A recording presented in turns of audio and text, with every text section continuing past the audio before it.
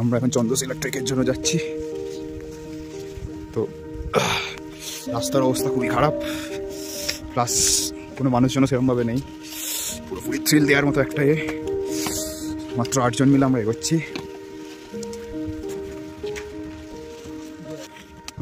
সঙ্গে রনিক, তানিয়া।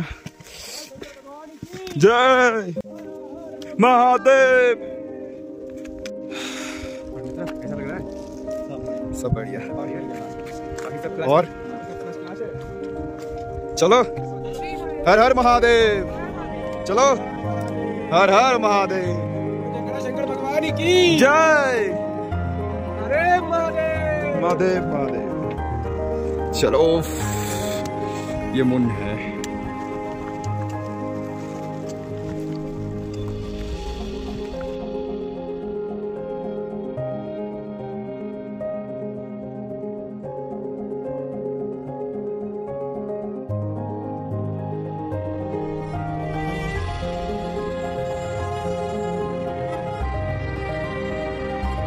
অলমোস্ট পৌঁছাতে চলেছি, এখন অনেকটাই বাকি আছে। কিছু ঘোড়া দেখা যাচ্ছে, আই থিঙ্ক জঙ্গলে। আজা হর হর মহাদেব, আজা ভাই। স্লিপ হয়ে আছে বৃষ্টির কারণে।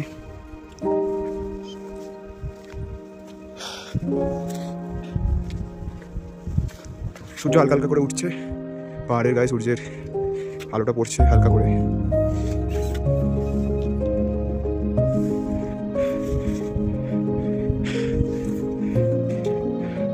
চারদিকটা এখন মেঘে ঢাকা। আপনারা এখন যে দৃশ্যটা দেখছেন সেটা হচ্ছে চন্দ্রশিলার একদম চূড়ায়। এই যে চারপাশে যে পিকগুলো দেখছেন, এই পিকগুলো হচ্ছে নন্দদেবী, ত্রিশূল, বন্দরপুঞ্জ, চৌখাম্বা আর কেদার শৃঙ্গ। কি অপূর্ব লাগছে না? একদম মনে হচ্ছে আমরা যেন মেঘের দেশে এসে পড়েছি। এইখানেই কিন্তু রাবণকে বধ করার পরে ভগবান রাম এসে তপস্যা করেছিল দীর্ঘদিন ধরে। চন্দ্রশিলা হচ্ছে ভারতের সব থেকে উচ্চতম শিব মন্দির তুঙ্গনাথের ঠিক উপরের চূড়াটাই হচ্ছে চন্দ্রশিলা। এটি প্রায় 3690 মিটার উচ্চতায় অবস্থিত। আমি আপনাদের বলেছিলাম যে আমি চন্দ্রশিলা ট্রেকটা করতে পারিনি, কিন্তু আমার যে টিম মেম্বার্স সবাই কমপ্লিট করেছিল। ওদের কেমন এক্সপিরিয়েন্স হয়েছে সেটাই আপনাদের আমি শেয়ার করলাম।